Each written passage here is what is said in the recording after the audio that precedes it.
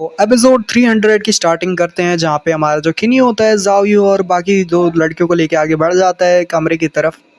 गलत मत लेना। वहीं पीछे से लिनफेंग के साथ वाली जो लड़की होती है ना, कहती है कि ये जो वुमेन है ना, यही है, वो यही है जो बार बार मेरे सपने में आती है। तो हमारा लिनफेंग कहता है हाँ आप बताओ मुझे कि आखिर तुम्हें भी ये डेंजरस लगी ना। वैसे मुझे भी सेंस हुआ, जबकि वो कहती है कि नहीं, डेंजर की बात नहीं है, ये सपने में आके मेरे को हर बार परेशान करती है, हर बार मुझे उसके रात के सपने आते हैं, यानी चियांटोंग से। तो कल सुबह का सीन दिखाते हैं शेनफेंग सिटी के लेबोरेटरी बिल्डिंग में ना। यहाँ पे हम किन्यू को देखते हैं। किन्यू के ऊपर बहुत सारी चीजें वगैरह लगाई गई होती है जिससे बस उस पर रिसर्च वगैरह की जा सके। तो जो मेन डॉक्टर होता है या साइंटिस्ट रहता है ना, वो कहता है कि ये क्या, ये तो बहुत ज्यादा अजीब है। और वो हम सभी जो ऑडियंस है वो उन सभी को हैरान करते हुए वो एक चीज कहता है जो कि बहुत ज्यादा हैरानजनक है। वो कहता है कि मैंने किन्यू की बॉडी के अंदर रिसर्च किया तो मुझे पता चला कि उसके अंदर एक जीन्स नहीं बल्कि दो जीन्स है। उसके अंदर दो अलग अलग डिफरेंट जीन्स है जो फाइटिंग कर रही है एक दूसरे से। वो पता है फाइटिंग किस बात की कर रही है? वो दोनों ही जीन्स जो है ना आपस में बस इस बात के लिए फाइट कर रही है कि किन्यू की बॉडी कौन रखेगा, यानी किन्यू की बॉडी के ऊपर टेक ओवर कौन करेगा। तो पता है सबसे बड़ा चमत्कार जो साइंटिस्ट होता है वो क्या कहता है? वो कहता है कि सबसे बड़ा चमत्कार ये है कि ये बंदा अभी तक जिंदा है जबकि इसके बॉडी के अंदर दो जीन्स आपस में फाइट कर रही है कि आखिर इसकी बॉडी किसको चाहिए। मतलब आप लोग समझ ही सकते हो कि भाई क्या अलग ही सीन चल रहा है भाई किन्यू की बॉडी के अंदर। तो साइंटिस्ट कहता है कि लॉर्ड लिन, क्या मैं इस आपके दोस्त की बॉडी को पर्सनली रख सकता हूँ? मुझे बस इस पर थोड़ी सी रिसर्च वगैरह करनी है,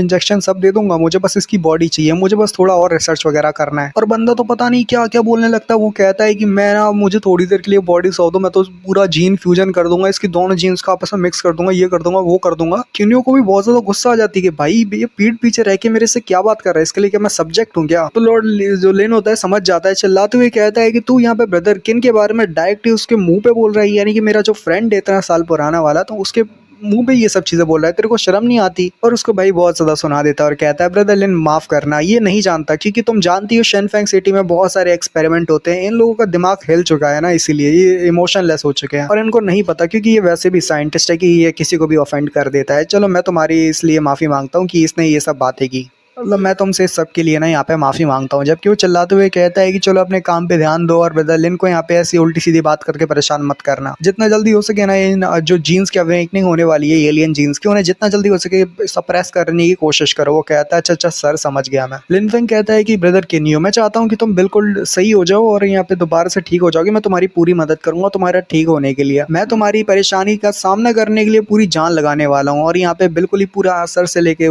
पूरा जो पैर है वहां तक जान लगा दूंगा। जो साइंटिस्ट या डॉक्टर रहता है ना, इसका तो यही कंफ्यूजन है। वो अपने पास से एक इंजेक्शन को बाहर लेके आता है, कहता है कि मैं इसका इस्तेमाल करूंगा और वो लगाने के बाद कहता है कि इसका फील कैसा है। किन्यू कहता है कि उससे ज्यादा कुछ फील नहीं हो रहा। तो डॉक्टर कहता है हाँ तो इसका मतलब है कि सब कुछ ठीक है। अगर इस इंजेक्शन को कोई फर्क नहीं पड़ा, इसका मतलब है जो जेनोजीन्स है ना वो तुम्हारी जो माइंड है उसके ऊपर टेक ओवर नहीं करना चाहता और लगता नहीं कि कुछ टाइम तक इविल पर्सनैलिटी भी तुम्हारे ऊपर कोई हावी वावी होने वाली है। तो बताओ। किन्यू पूछता है अब मैं क्या करूंगा? तो यहाँ पे बंदा कहता है कि नहीं, तुम जो करना चाहो वो कर सकते हो, ऐसा नहीं कि यहाँ पे तुम्हारे ऊपर कोई रेस्ट्रिक्शन वगैरह लगा दी मैंने ऐसा कुछ भी नहीं कहा, तुम जो चाहे मर्जी का करो। ऊपर से इस इंजेक्शन का कोई साइड इफेक्ट नहीं है, यानी कि इसका कोई भी तुम्हारे ऊपर असर नहीं होएगा। जबकि पीछे भाई अपना बंदे को भी दिखाते हैं, यानी लिनफेंग को, बड़ा घोर के देख रहा होता है, बड़ा घूर घूर के देख रहा होता है हमारे लिनफेंग की तरफ, सॉरी हमारे किन्यू की तरफ। एक बंदा जल्दी से भागते हुए आता है और कहता है लॉर्ड लिन, ड्रैगन किंग गैदरिंग प्लेस है ना, वहाँ पे से एक बंदे को भेजा गया है जिससे वो मदद मांगे हम सभी से। लगता है जैसे वहाँ पे कोई बहुत बड़ी गड़बड़ हुई है। लिनफेंग भी कहता है वो अच्छा कुछ बड़ी गड़बड़? तो बंदा कहता है हाँ, एक मिस्टीरियस क्लियर देखने को मिला है उस जगह पे, उस ड्रैगन किंग गैदरिंग प्लेस में ना। वहाँ पे एक ऐसा बंदा है जो इवॉल्वर है और अपने आप को हाइड कर सकता है, यानी छुप के वार करता है और हमेशा हर एक की जान लेता जा रहा है। ऐसे ही चलता रहा तो वहाँ पे कोई जिंदा इंसान नहीं बचेगा। लिनफेंग कहता है जल्दी यहाँ पे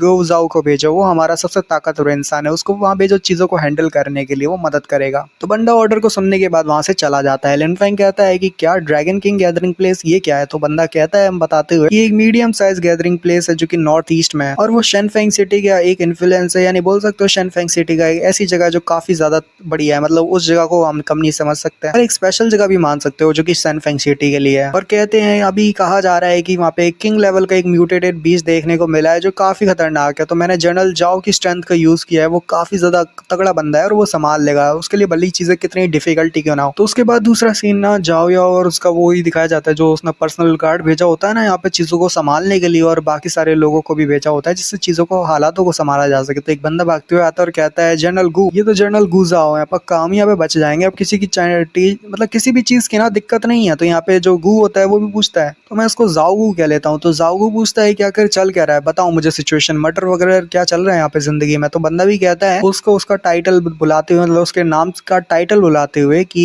जनरल घोस्ट आउल। यहाँ पे जो मर्डरर है ना काफी ज्यादा खतरनाक है, दूसरों का चेहरा देख के वो हमला ही कर देता है, मतलब कुछ नहीं देखता हमला करना चालू कर देता है, उसका चेहरा तो खुद दिखाई नहीं देता, मतलब वो यहाँ पे हाइड हुआ है। या मान लो उसके पास इनविजिबिलिटी की पावर है कि हमारी नंगी आंखें उसे देख, क्योंकि हम नोटिस करते हैं वहाँ पे एक लड़का होता है जिसका नाम लीजियो होता है। लीजियो वहाँ पे गायब हो जाता है, अचानक से हवा में ही गायब हो जाता है। तो एक बंदा कहता है कि ये हुआ क्या, लीजियो जो कि यहाँ पे अपनी जगह पे था हवा में गायब हो गया, ये कैसे हो गया। तो धीरे धीरे करके ना वहाँ पे ऐसे ही होने लगता है, धीरे धीरे करके लोग हवा में ही गायब होने लगते हैं और यहाँ पे जो डू फेंग था वो भी गायब हो जाता है। ऐसे नाम से क्या रखा है, मतलब मान लो धीरे धीरे करके सोल्जर्स कम होते जा रहे होते हैं और गायब होते जा रहे होते हैं और यहाँ पे ऐसे ही होता है, कुछ सोल्जर्स मारे जाते हैं। तो जनरल गू को जिंदा तो जनरल गुजाओ को बहुत ज्यादा गुस्सा आ जाती है, वो भी कहता है कि तुम्हारी हिम्मत कैसी यहाँ पे छोटी मोटी चालों का इस्तेमाल करने की, और अचानक से वो भी बंदा भी गायब हो जाता है, यानी भाई इनका सबसे पावरफुल बंदा भी गायब हो गया। तो सब लोग यहाँ पे कुछ के टाइटल से चिल्ला रहे हैं कि घोस्ट आउल जनरल आप कहाँ गए, जबकि दूसरे कुछ जनरल गाओ करके कहते हैं और कुछ जनरल गाओ गाओ चिल्ला रहे होते हैं। वहीं दूसरी तरफ ना कुछ टाइम बाद फिर से हमारे साइंटिस्ट को दिखाते हैं जो कि किन्यू से कह रहा होता है कि हाँ ये लास्ट डोज है, बस इसका काम है, अब इसको लगाने के बाद ये इसके हो जाने के बाद तुम्हें किसी भी जाओ जीन्स की चिंता करने की कोई भी जरूरत नहीं रहेगी जब तक तुम यहाँ पे बिल्कुल ठीक हो। तो जब वो सारी उनकी जीन से निपट लेता है तो किन्यू भी कहता है कि साइंटिस्ट साहब को बहुत ज्यादा शुक्रिया मदद करने के लिए। और यहाँ पे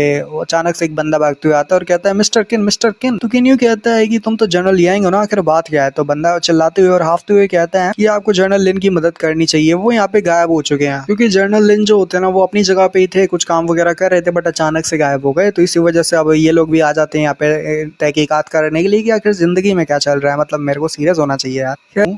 तो वो बंदा बोलता है कि यहाँ पे पहला जो बंदा गायब हुआ था ना वो जनरल गाजाओ था, और उसके बाद करके धीरे धीरे करके लोग गायब होने लगे और उसके बाद तो लिनफेंग ही गायब हो गए जो हमारे सिटी लॉर्ड थे, और वो पता नहीं क्यों गायब हो गए बाकी लोगों के साथ साथ। लिनफेंग कहता है उनकी स्ट्रेंथ देख के तो लगता है जैसे उनको डिस्ट्रॉय करना मुश्किल था, और आखिर जो लोग ये सब चीजें कर रहे हैं उनकी ताकत कितनी होगी, यानी कि वो बहुत ज्यादा ताकतवर होंगे, और अगर वो ताकतवर है भी तो बोला ऐसी चीजें क्यों कर रहे हैं। तो हमारा जाविया से कहता है कि वो हमारा केन्यो जावियो से कहता है कि चलो मैं चाहता हूँ कि तुम अपनी डिवाइन आंखों का इस्तेमाल करो। तो यहाँ पे जावियो इस्तेमाल करती है अपनी डिवाइन आइज का, और डिवाइन आइज का इस्तेमाल करने के बाद वो चीजों में देख सकती है, यानी उसके लिए सेंस करना कि आखिर क्या चल रहा है वो बहुत ज्यादा आसान हो जाता है। तो उसे कुछ लोग दिख भी जाते हैं, तो वो बंदे भी घबराने लगते हैं और कहते हैं कि हम लोग तो इनविजिबल थे बट लगता है जैसे कोई चीज हमें देख रही है जो कि बहुत ज्यादा खतरनाक है, हमें संभल के रहना पड़ेगा, ताकतवर है। तो दूसरा बंदा भी समझ जाता है कि हाँ वो जो भी चीजें जो हमें देख रही है वो बहुत ज्यादा पावरफुल हमारी तरफ बढ़ रही है। तो जावियो कहती है कि मैंने यहाँ पे किसी चीज को ढूंढ लिया है, पर ये वो चीज नहीं जिसके हम तलाश कर रहे थे, यानी कि ये कुछ खतरनाक ही है। तो दूसरी तरफ दिखाते हैं जावियो ने जिस चीज को देखा होता है ना वो और कुछ नहीं बल्कि एक लड़की को बहुत सारे लोग